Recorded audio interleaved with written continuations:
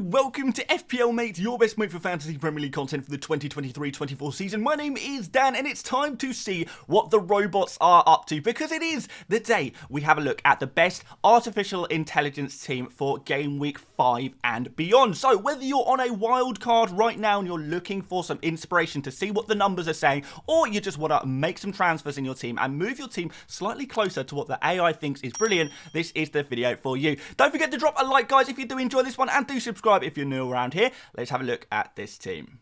Okay, so we've gone slightly over budget today, 100.3 million spent. So, yeah, apologies for that. I will make some suggestions of some slightly cheaper players, but I think most of you guys have probably got a little bit more money than this anyway. It is, of course, a 100% team rating team, which is very, very rare. We're using the Fantasy Football Hub artificial intelligence tools. If you want to check them out, link in the description to get your own team rated to see how you're doing. And I basically want to see, guys, how close is your team right now to this team? How close are you to being a robot, basically? So let's start off in goal. We've got Leno. Leno is popping up a lot at the moment as the 4.5 million goalkeeper to go for. So whether you're a Pickford owner, a Johnston owner, or just want to hop off whatever other goalkeeper you have right now, Leno could be the solution. And I think a big reason for that is because Leno makes saves and nobody's keeping clean sheets anyway. So even though Fulham are a pretty weak defence, we can all agree that if we're not getting clean sheet points, then we may as well find a player who's going to get us save points and potentially bonus points after that as well. And Leno definitely fits that criteria. So as such, Leno is going to be our recommended 4.5 million goalkeeper. Fairly decent fixtures as well, with Luton, Crystal Palace and Sheffield United on the horizon. So you never know, you could sneak a clean sheet in there as well. We like Leno a lot for a 4.5 million goalkeeper, and he's probably turning into my favourite one as well as the AIs. Into defence, we have got Kieran Trippier, another player who is being spoken about a lot at the moment, with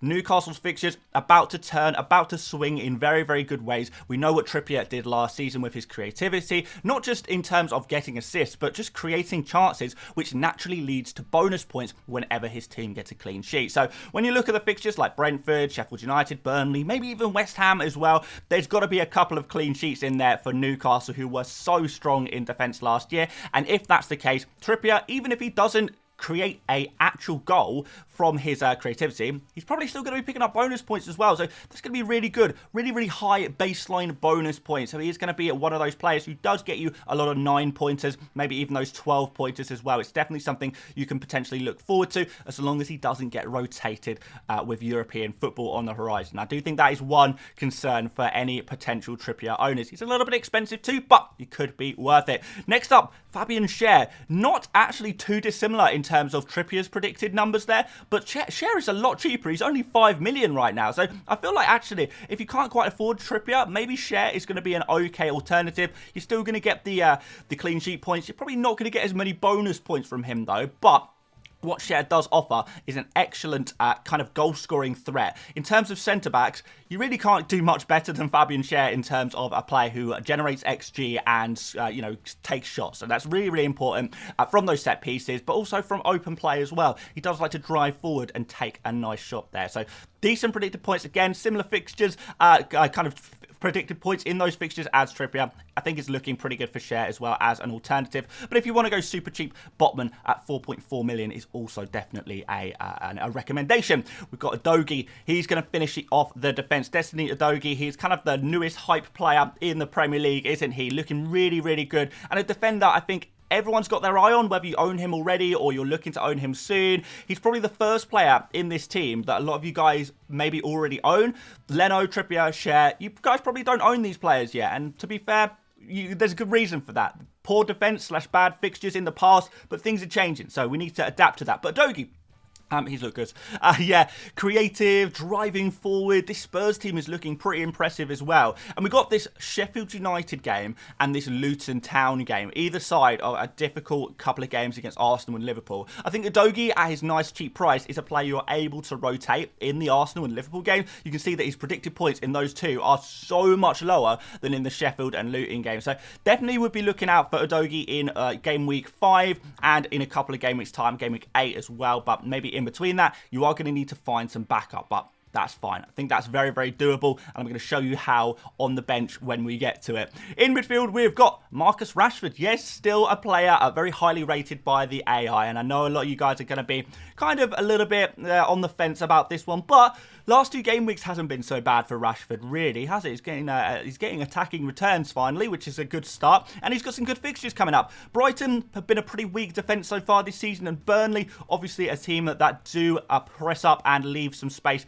in behind for Rashford to really exploit that. I think with Højlund coming into this Manchester United team as well, could actually be beneficial to Rashford, so definitely that's something that we want to take into consideration. After that, Palace and Brentford, maybe the fixtures aren't so good, but the AI thinks that the predicted points are pretty good for those fixtures as well. Saka up next, and the next 3 fixtures for Arsenal are good. Everton, Spurs and Bournemouth, 3 teams that do struggle a little bit defensively, and maybe Saka's going to be able to capitalise on that. Still a very exciting winger, getting into lots of very dangerous spaces, creating, taking shots, and he's back on penalties as well. So still lots to like about Saka. I know a lot of you guys already own Saka. If you were to create a wild card, or if you were trying to move and make some transfers, I would make sure Saka is in it, regardless of if you already had him. It is not time for a change. Saka is just that one guy at Arsenal I feel like is kind of set and forget in your team. You can just put him in and just hold him for pretty much forever. Moving on to Bruno Fernandez, another Manchester United guy here. Slightly higher predicted points than Rashford, actually. You can kind of see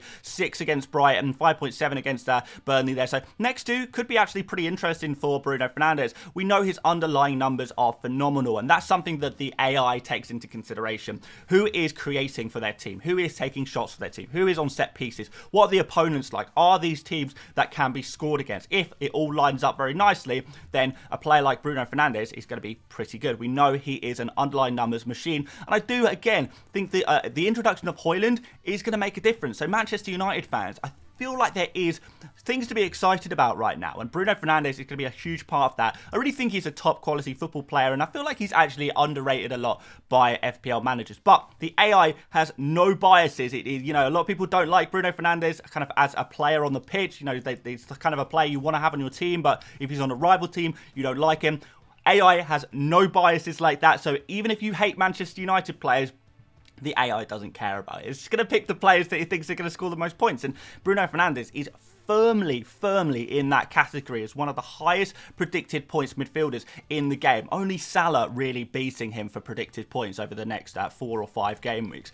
Next up, we've got James Madison. Yes, we've got James Madison, the Spurs man. Sheffield United next. I do think that Liverpool game is not so bad for an attacker, and we've got Luton after that as well. So same fixtures as Udogie. They are mixed, but we have these 2 amazing fixtures either side of the difficult 2. And Madison has just been so good. He's been so good. He's changing this Spurs team. He really is. You know, I'm so jealous. I want him at Arsenal, but, you know, it wasn't to be. It would have been nice to have Madison in there, but look, he's a player who is doing very well, and he's only going to start doing better the longer he plays in this Spurs team. The more this Spurs team gel, the more time they have under Ange Postecoglou. It's a very attacking team as well, and we know Madison is going to be on a lot of set pieces as well, so you're always going to have those kind of opportunities to get points as well. So lots of avenues. Madison getting into the box more than before. The numbers look really good, and the predicted points are backing that up as well. Phil Foden is going to complete our midfield here, so yeah, it's again mixed fixtures for Manchester City right now, but Phil Foden, if he starts, and he has been starting and playing every single game, a lot of minutes, every single game, aside from the one game where he was ill, and even in that game, he still managed to get some minutes at the end and produce during his limited time on the pitch. So it does show how important Foden is, particularly for the creativity of Manchester City right now with De Bruyne out. So I feel like Foden is a player who can run and run. We know he's a player with a high ceiling there as well. Let's see what he can do going forward. But still, the AI has still got confidence in Foden. I'm kind of on the fence about this one. I wonder if there are other midfielders you could go for. I think Mbumo had similar predicted points to Foden, slightly below. So maybe Mbumo can come in for Foden instead. Save a little bit of money that way. That could also work. Up front, Erling Haaland. The robot likes the robot. There's no surprise here whatsoever. Super high predicted points pretty much every single game. 8.1 predicted points against West Ham. 10.2 against Forest. So that's captain material if I ever did see it. And Wolves, 8.5 predicted points as well. So yeah, Haaland expected to continue on his good start to the season with more and more goals. No doubt about this one, he was always going to be in this team. By far the highest predicted points of any player in FPL right now, according to Fantasy Football Hub. And we've got Nicholas Jackson to finish off the attack here. Interesting one, isn't it? Because his finishing has not been great so far. He's been a little bit wasteful, but what you can't deny is, one, the fixtures are incredible for Chelsea still, and two, Nicholas Jackson is getting opportunities to score, and often as a striker, it is a numbers game. If you're in the right place at the right time enough, eventually you are going to score some goals, and I feel like maybe he's got a bit unlucky at the beginning of this season, because at the end of last season, he was doing so well. He was so clinical. He was an overperformer, not an underperformer. So maybe it's just going to take him a little bit of time to get that confidence. Maybe that is going to come very, very soon. I'm sure Jackson owners are hoping. But Jackson owners, it's interesting because he's actually the most sold player right now in FPL for the game week. And yet, the AI thinks he's a player who should be in your team. So I would, maybe if you own Jackson right now, maybe I wouldn't be panicking that much. Maybe I would actually be sticking with him. The fixtures are good, man. Like, it could go very, very well. You never know. We've got to have those opportunities, and the opportunities are definitely there for some decent FPL points. Now, let's have a look at the bench. We've got Turner. Turner actually rotates with Leno, I believe in game week 9, when Turner plays Luton and Leno plays someone else. We'll have a check in a second. We've got Archer here. Of course, he's the best 4.5 million forward to go for right now. We all agree on that. And 2 Luton Town defenders. Yes, Anderson and Bell, the 2 seemingly most nailed on of the Luton Town 4 million defenders. They can come in a couple of game weeks' time, game week 7, where Luton have a double game week. So this is really interesting. This AI team has chosen to really omit any Luton Town players other than super cheap players on the bench, which I think actually kind of makes sense. It means you don't have to waste your valuable squad slots on Luton Town players, and you could just have a couple of bench options there that can rotate in for just that one game week. Now, what's interesting about the predicted points of Luton Town defenders here is that in game week 6, in game week 6, when we got Spurs against Arsenal, Luton play Wolves. So they can rotate with Udogie in that fixture. You could bring Udogie onto the bench and bring on a Luton Town defender for their better fixture against Wolves. And then the following game week 7, obviously Udogie is playing against Liverpool, which is tough. And that is the time where our Luton Town defenders have their double game week against Everton and Burnley. So you'll probably take out Share, you take out Udogie, and you put in those 2 Luton Town defenders just for one game week. Maybe you use one of them the previous game week as well, and kind of take advantage of the situation with the double game week without compromising your team. Now, I know a lot of people are saying, well, look, we've got 6 predicted points for Anderson, 5.7 predicted points for Bell in game week 7.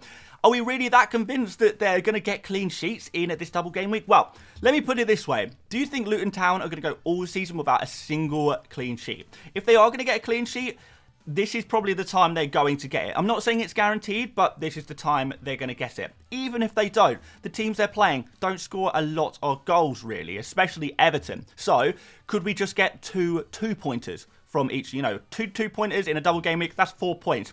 Is that so bad? Not really, considering the kind of scores we're seeing defenders getting recently. That's not too bad really at all. Plus the slim chance of an attacking return there as well. Slim chance of clean sheets as well. It all adds up really, and that's why the predicted points are actually kind of high. You get twice the opportunity in a double game week, and I feel like that is underrated. You've got twice the opportunity for points just for playing. Twice the opportunity for points just for, getting those bonus points. 2 opportunities to get bonus points is huge.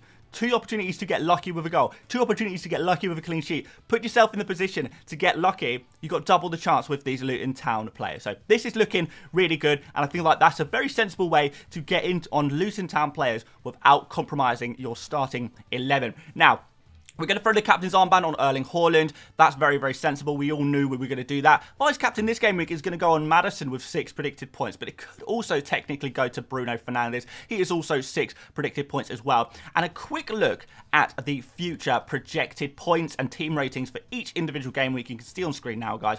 Game week 5, we've got 67.4 predicted points. That's pretty good, isn't it? 99 team rating for game week 5. Game week 6, 69.3.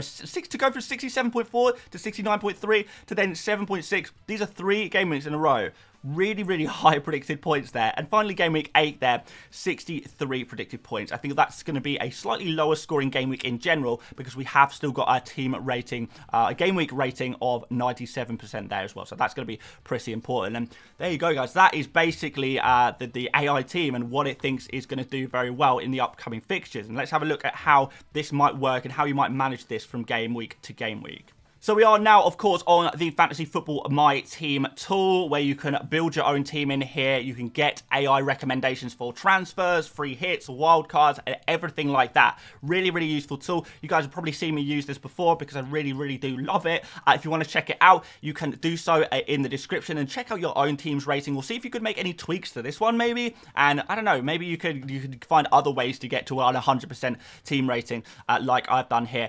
They also do have a 7-day free trial at the moment. If you want to get full access to Fantasy Football Hub, all of the tools in full access, you can get a free trial at the moment. So I'll leave a link in the description for that as well. You can try this out, get a free trial, see what it makes of your team, see if it's got any recommendations for you to use your transfers. It could be pretty interesting. But yes, this is the Game Week 5 team. Like I said, it's a pretty decent rating on this team.